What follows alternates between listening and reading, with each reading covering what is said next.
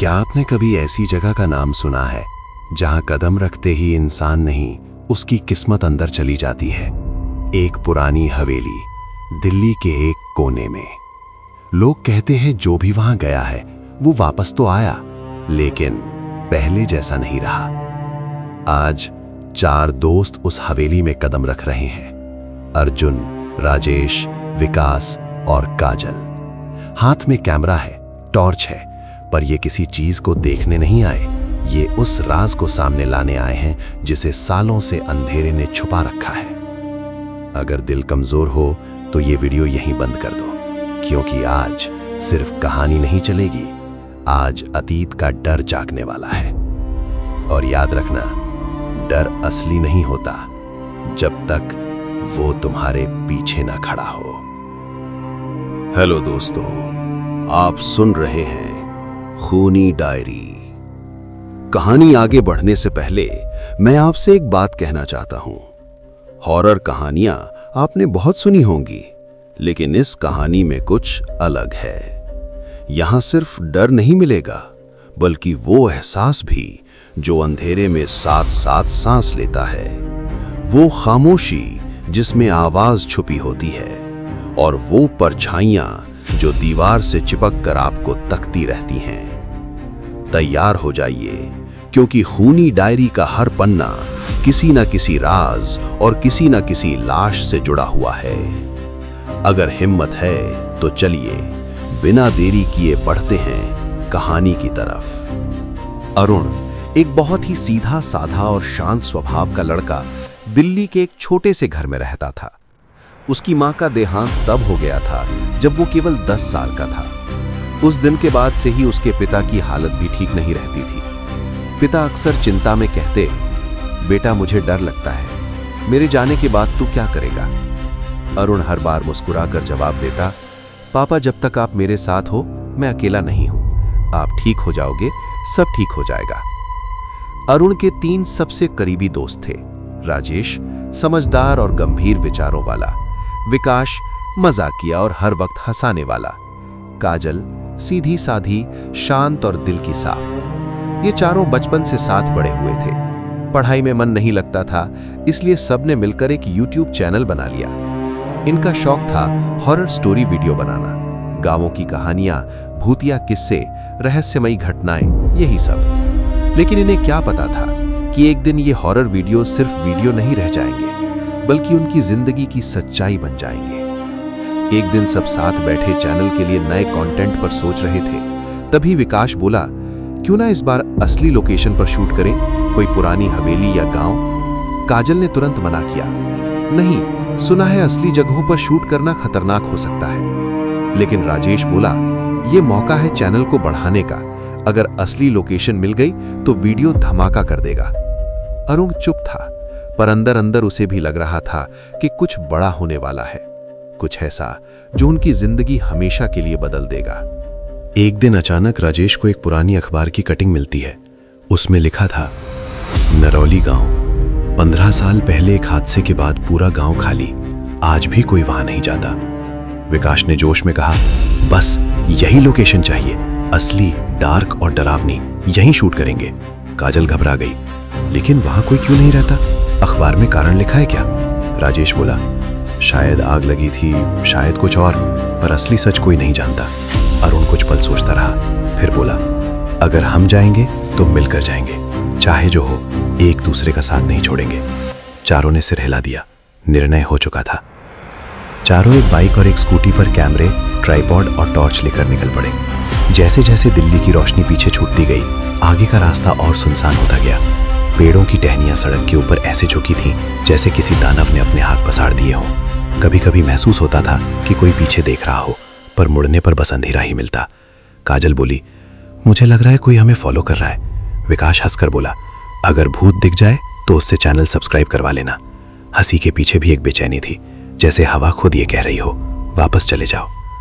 गांव के प्रवेश द्वार पर टूटी हुई ईंटों का बना एक पुराना फाटक था, जिस पर जंग लगी पट्टी टेढ़ी लटक रही थी। चेतावनी, सूरज ढलने के बाद प्रवेश निषेध, यहां रुकना मना है। अरुण के हाथ कमकमाए। राजेश मोबाइल कैमरा ऑन करता है। Recording started. Rajesh voice over में, हम नरौली गांव में हैं, यहाँ 15 साल से कोई नहीं रहता। हम अंदर जा रहे हैं। जैसे ही फाटक के पार कदम रखा, हवा का झोंका आया। टॉर्च अपने आप झिलमिलाने लगी और दूर किसी टूटे घर की खिड़की में एक परछाई खड़ी दिखी। काजल घबराकर बोली, ये क्या था? किसी इंसान जैसा? अरुण धीमे स्वर में बोला, शायद कोई होगा, या शायद। वाक्य पूरा होने से पहले खिड़की की परछाई गायब हो गई।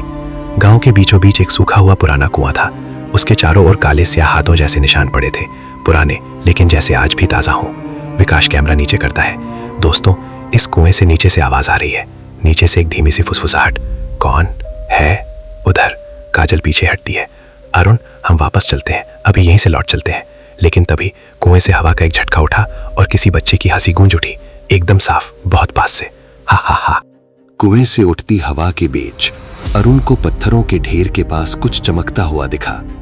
वो आगे बढ़ा और मिट्टी हटाई। एक फटी पुरानी डायरी मिली। उसका कवर आधा जला हुआ था और ऊपर राख जमी थी। डायरी के कवर पर उभरा था, नरौली, वो रात जिसे कोई नहीं भूल सका।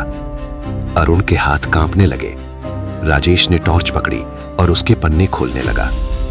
पहले पन्ने पर कांपते हुए अक्षरों में लिखा था, हम पर कोई श्राप है। ये गांव मर चुका है, पर वो नहीं। जिस दिन आग लगी सब भाग गए, पर कुएं में जो गिरा वो आज भी जिंदा है। वो लौटना चाहती है अपनी आखिरी सांस पूरी करने। जिस भी रात को ये इस गांव में आएगा, वो पहले उन्हें ढूंढेगी और फिर उन्हें अपने साथ ले जाएगी। काजल ने पन्ना बंद कर दिया। उसकी सांसें तेज हो गईं। ये किसके बारे में लिखा है? कौन है वो?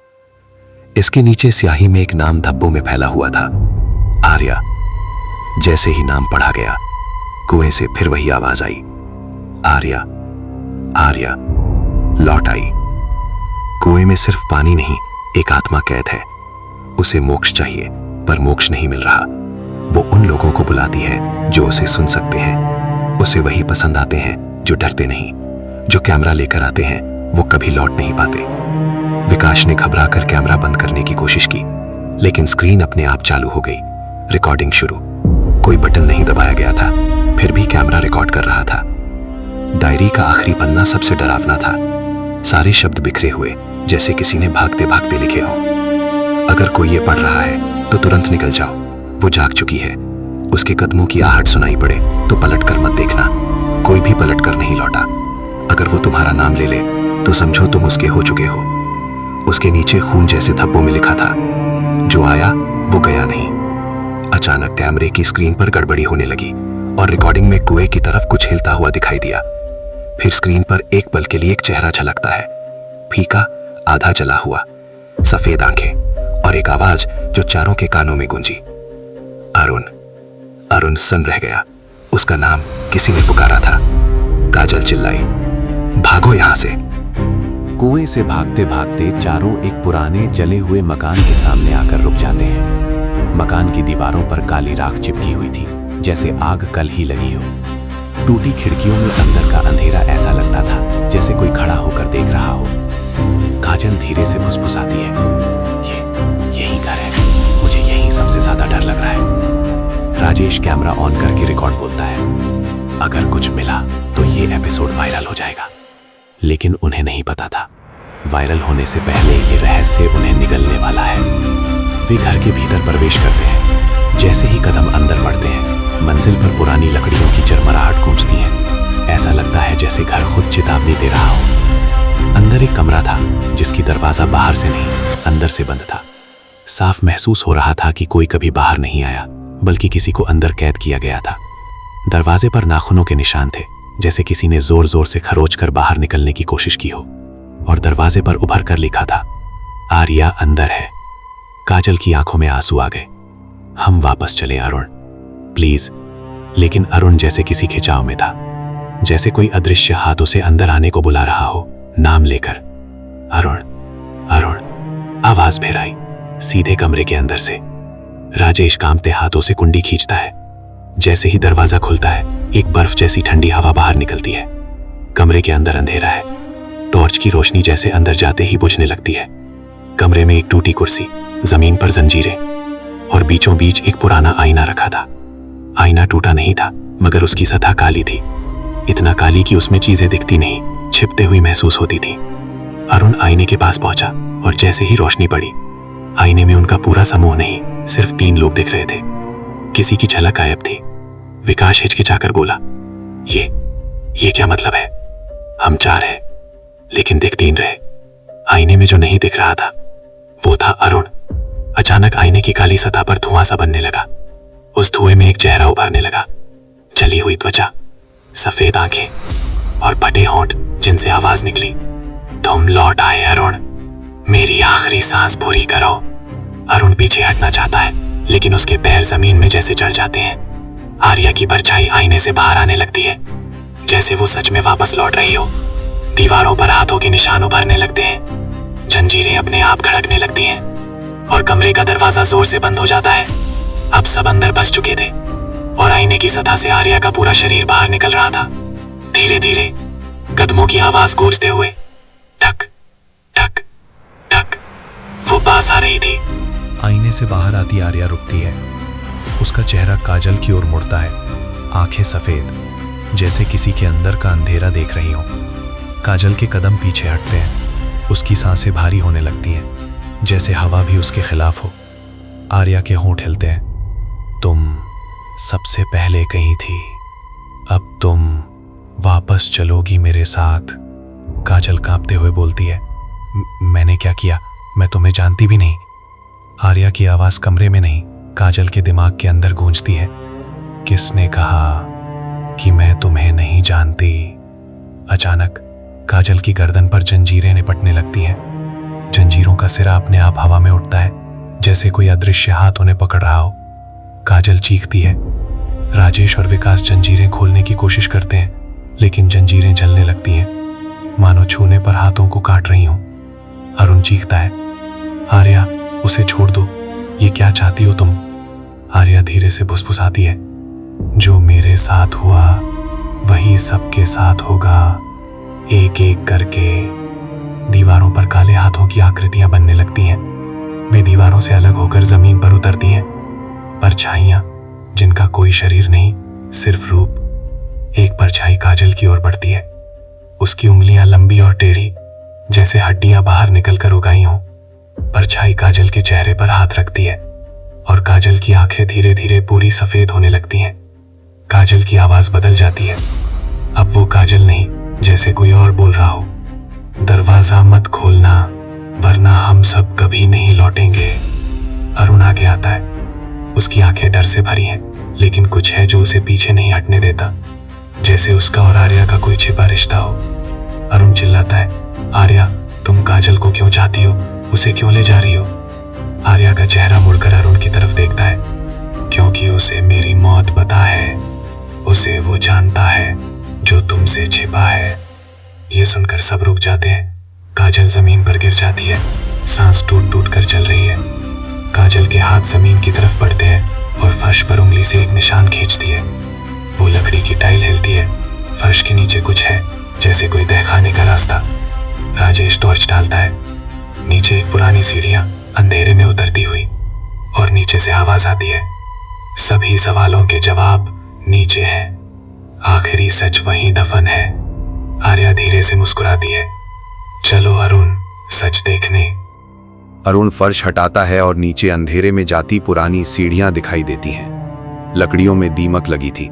हर कदम पर ऐसा लगता मानो सीढ़ियां टूट जाएंगी। चारों के दिल धड़क रहे थे, पर वापस जाना अब संभव नहीं था।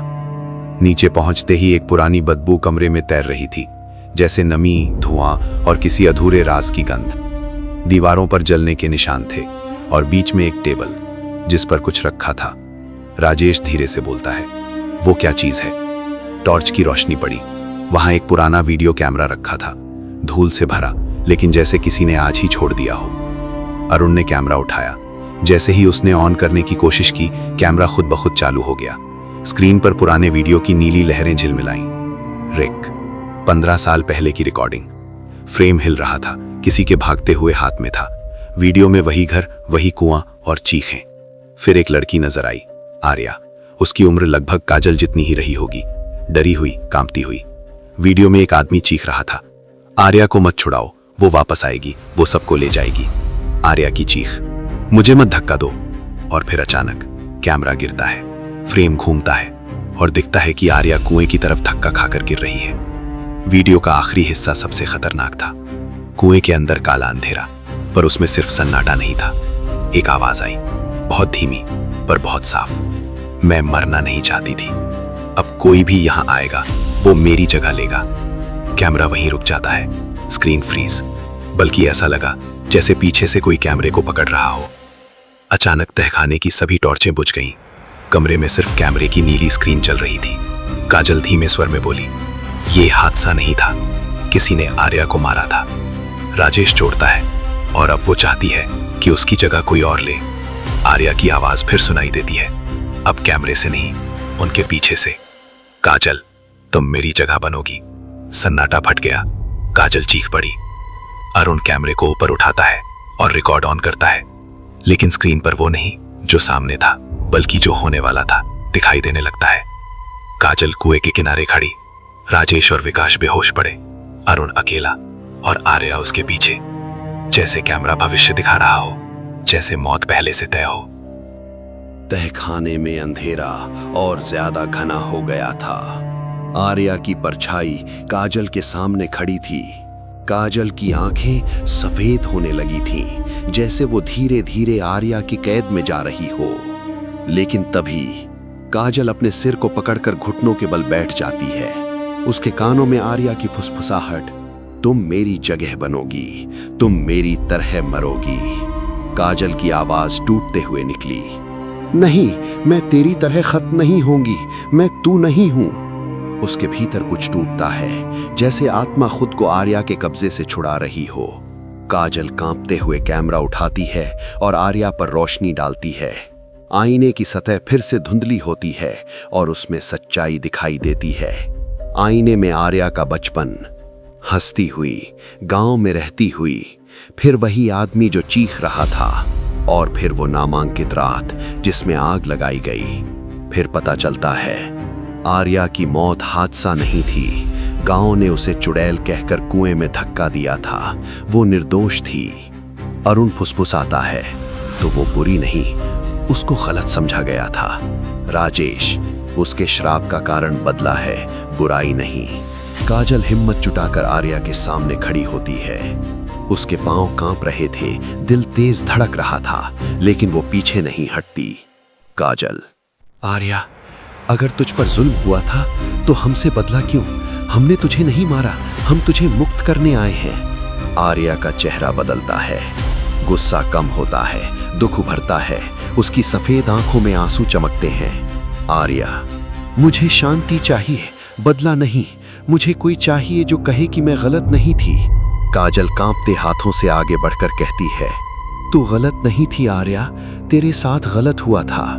आर्या पीछे हटती है, जंजीरें ढीली हो जाती हैं, दीवारों पर उकेरे काले हाथ गायब होने लगते हैं। आईने में एक चमक उठती है, जैसे किसी बंद दरवाजे पर रोशनी पड़ गई हो। आर्या धीरे से बोलती है, अगर मेरे नाम पर दिया जले तो मैं जा सकती हूँ, कुएं में नहीं, शांति में। काजल कांपते हाथों से आईने के सामने टॉर्च रखती है, मोबाइल का फ्लैश ऑन करके छोटा सा प्रकाश जैसा दीप बनाती है और पहला नाम लेती है, आर्या, तुझे शांति मिले। कमरे की हवा स्थिर हो जाती है। आर्या की परछाई धीरे धीरे धुएं में बदलने लगती है। चेहरा अब डरावना नहीं, शांत था। वो काजल की तरफ देखती है, हल्की सी मुस्कान, दर्द और राहत से भरी हुई। आर्या, धन्यवाद, तुमने वो किया जो कोई नहीं कर पाया। और फिर उसकी परछाई टूटते आईने की दरारों में समा जाती है, जैसे वो हमेशा के लिए आजाद हो गई हो। कुएं से उठती दबी हुई हवा पहली बार शांत हो गई। कमरे का दरवाजा अपने आप खुल गया। दोस्तों, अगर ये कहानी आपको पसंद आई हो तो कमेंट में जरूर बताइएगा कि आपको कैसा लगा। वीडियो को लाइक करें, चैनल को सब्सक्राइब करें, क्योंकि आपके एक छोटे से सब्सक्राइब से हम जैसे छोटे क्रिएटर्स को हिम्मत मिलती है और हम आपके लिए ऐसी ही डरावनी और रोमांचक कहानियां बार बार लेकर आते रहेंगे। तो मिलते हैं अगली खौफनाक कहानी में, किसी नए डर के साथ, किसी नए रहस्य के साथ। तब तक के लिए अपने दरवाजे बंद कर लीजिए, परछाइयों से दूर रहिए और अपना ख्याल रखिए। शुभ रात्रि।